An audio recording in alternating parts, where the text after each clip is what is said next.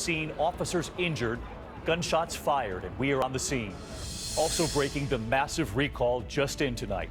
The smartphones now officially recalled because of fires and the concern over those phones on planes and subways. Hillary Clinton back on the trail and what she says tonight about her absence and taking aim at Donald Trump after that moment at a Flint church when the pastor stops him. Meanwhile, Trump tonight and the full interview with Dr. Oz, what Trump now reveals. Police investigating a possible serial killer, and tonight here the 911 call, the woman inside the home, the suspect inside too. And the stunning scene, workers running for cover as a team of bandits smashes through everything. Millions gone in seconds. This is ABC World News Tonight with David Muir. Good evening, and we begin tonight with those breaking developments. An alarming scene playing out during rush hour right here in New York City. Police spotting the suspect, a man with a meat cleaver. As they respond, it turns dangerous. Gunfire erupting, authorities saying at least 2 officers injured. And we are just now hearing from eyewitnesses. ABC's Gio Benitez is in Midtown Manhattan, and he leads us off. Gio? David, good evening to you. Just take a look behind me, very much an active crime scene here in Midtown Manhattan. And you said it, that unusual weapon tonight, a meat cleaver. Tonight, that terrifying scene in the heart of New York City's tourist Midtown area, leaving 2 officers injured. Police swarming to this area just after 5 p.m. during rush hour, sirens blazing, as that suspect armed with a meat cleaver was seen on 32nd Street, just blocks from Penn Station and famed Madison Square Garden and Macy's Herald Square. Officers telling a man to drop a weapon, what some witnesses described as a meat cleaver. When he didn't, the officers opened fire, shots ringing out. The suspect struck. The images now surfacing of the tense moments afterwards. The police surrounding this ambulance and placing someone on a stretcher. The aerials show a usually bustling street brought to a total standstill. Tourists, commuters, stopped by police barricades on all sides while officers investigate. Next thing you know, about 6 to 8 officers from behind me were screaming, get down, put the weapon down. Let's get back live to Gio Benitez in New York tonight. And Gio, we're learning now about the suspect's record. That's right, David. We know that he's been arrested at least a dozen times, but no doubt this is just the start of this investigation, David. All right, Gio Benitez leading us off with the breaking news in Midtown Manhattan. That suspect taken down by police. To the other breaking headline late today, growing concerns over smartphones and their batteries catching fire. Tonight, we have now learned Samsung is giving in. There is now officially a recall. Nearly 100 reports of Galaxy Note 7s overheating, some even catching fire. Authorities say the problem has been traced to its battery. So what now if you have one of those phones, and the concern for everyone else? If those phones are brought on planes or the subway, if people ignore the recall? Here's ABC's David Curley tonight. Tonight, after nearly 100 exploding or burning phones in the U.S. alone, sounded like it bursted, and then there was smoke everywhere. Samsung, which for 2 weeks tried to handle the problem on its own, made a deal with the U.S. government. Today, we are announcing the official recall.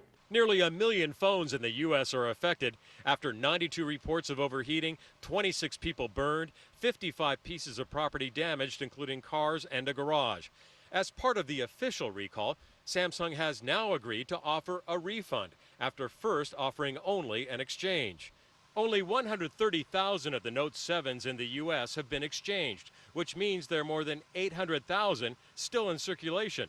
And tonight, the federal government, worried about dangerous lithium-ion batteries on aircraft, says that the only way one can be taken aboard is if it is shut off, disconnected from a charger. But airlines could decide to ban them entirely, and subway systems are warning against them too.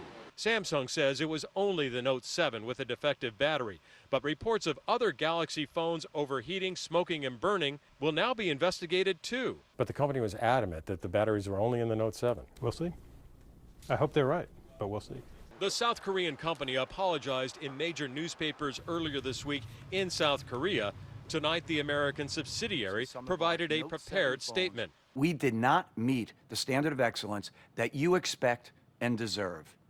For that, we apologize. Samsung also providing pictures of its shipping new phones, which it says will be available in stores next Wednesday. David Curley's been covering this from the start. And David, the big change today, consumers now have a choice. Instead of waiting for a replacement, they can now get a refund. And that was key for the Consumer Product Safety Commission, that people could go in. You could take one of these old notes in tonight, get a refund, get your money back, wait until the new one shows up, and go buy it if you want to, David. David Curley on the case again tonight. David, thanks. We turn now to the race for president. Hillary Clinton back on the campaign trail, coming out to the James Brown song, I Feel Good.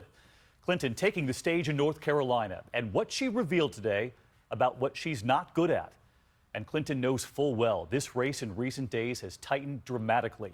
A new national poll out just as we come on tonight showing Clinton up by just 1 point, 41-40 within the margin of error.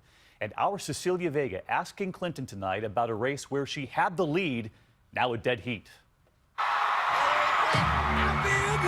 Her first appearance back on the campaign trail today, and Hillary Clinton walked out to that new song. James Brown's I Feel Good. Just about every move she made today designed to show just how good she's feeling. Before she boarded her plane bound for North Carolina, a smile and a thumbs up. On board. Hey guys. Hi. Welcome back to Stronger Together. In North Carolina, Clinton telling supporters she's glad to be back. It turns out having a few days to myself was actually a gift. I did some thinking. You know, the campaign trail doesn't really encourage reflection. The race Clinton returns to tighter than ever.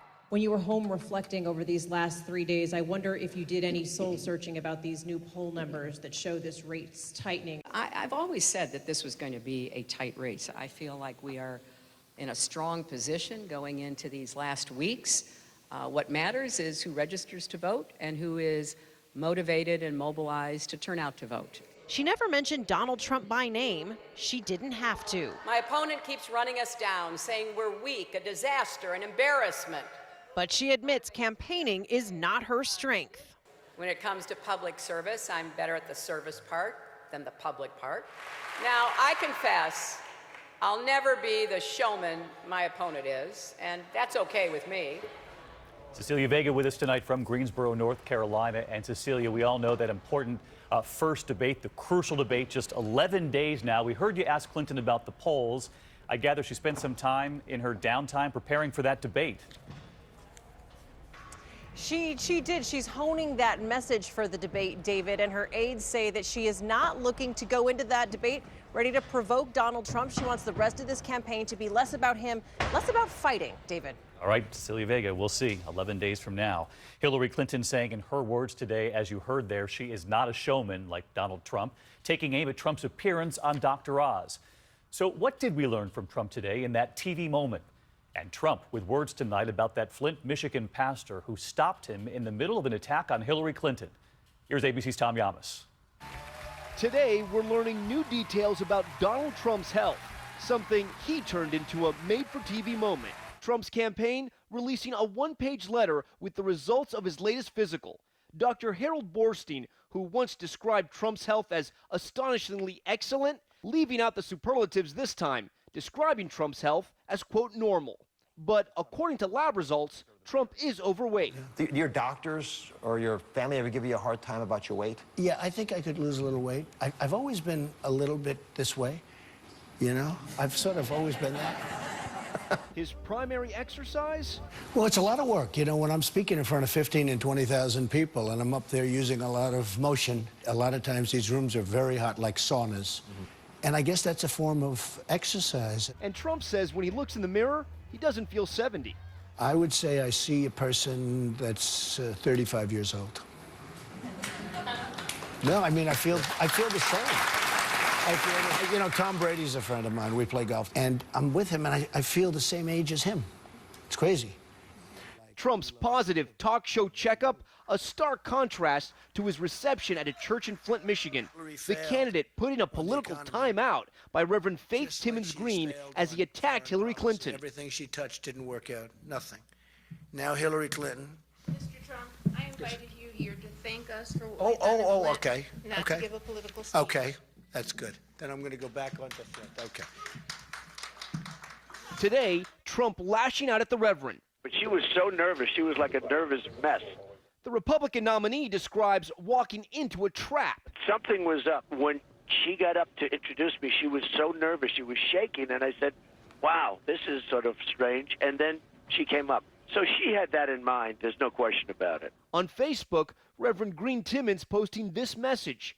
Had he stuck to what his camp claimed he came to do, we would not have had a problem. Tonight, Clinton sounding off. Reverend Faith Green Timmons is not a nervous mess.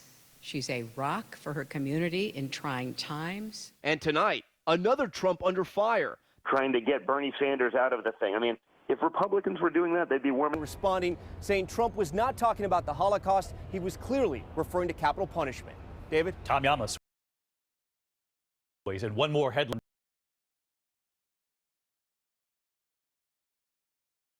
Donald Trump to release his taxes. Ryan was asked about it today, answering he released his taxes, adding he thinks Trump should too. But Speaker Ryan did say he knows Trump is being audited. Ryan saying the timing of any release is up to Trump. Next to that desperate call for help from a woman being held captive, she had managed to untie herself and then call 911 as her captor slept beside her. When police finally arrived, they arrested her abductor, but they also found the bodies of 2 other women. They say he then led them to a third, and tonight police are now investigating whether they have a serial killer on their hands. ABC's Mara Scavalcampo with the chilling call for help. Tonight, a cry for help I've been exhausted. through a whisper. Are you tied up now? Yeah, but I kind of freed myself. An Ohio woman calling 911 saying she's been kidnapped by this man, 40-year-old Sean Great, a possible serial killer, and was trapped in an abandoned home, whispering so she wouldn't wake her captor, who was in the same room sleeping. Does he have a weapon? He's got a taser. Too terrified to make a move until officers arrive.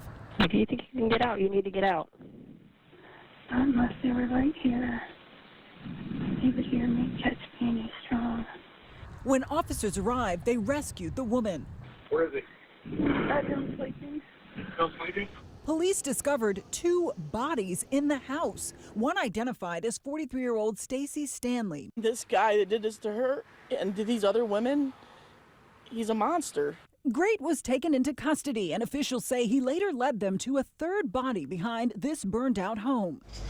Now, Great is charged with kidnapping and murder. Officials say that more charges could be added as the investigation unfolds. David? Thank you, Mara. And in Columbus, Ohio tonight, police responding to a reported armed robbery confronting 3 teens, one of them reportedly drawing what looked like a gun, an officer firing his own weapon and killing him. The boy was 13, and his weapon, according to the police chief now, turned out to be a BB gun. ABC's Alex Perez is in Columbus. Tonight in Columbus, Ohio, growing questions surrounding the police shooting death of 13-year-old Tyree King. It all started with a 911 call for an armed robbery. This man just had a gun on this white dude on the street. When officers respond, the suspects, including the 13-year-old, police say take off. They may be trying to cut through one of the side streets, which would be Oak Street. With police on the chase, authorities say the teenager pulled a gun from his waistband. That's when Officer Brian Mason fired his weapon, killing him. Oh, he's shooting them. Oh, my God! Afterwards, police discovering the weapon the teen was carrying was a BB gun like this, but with a laser sight. As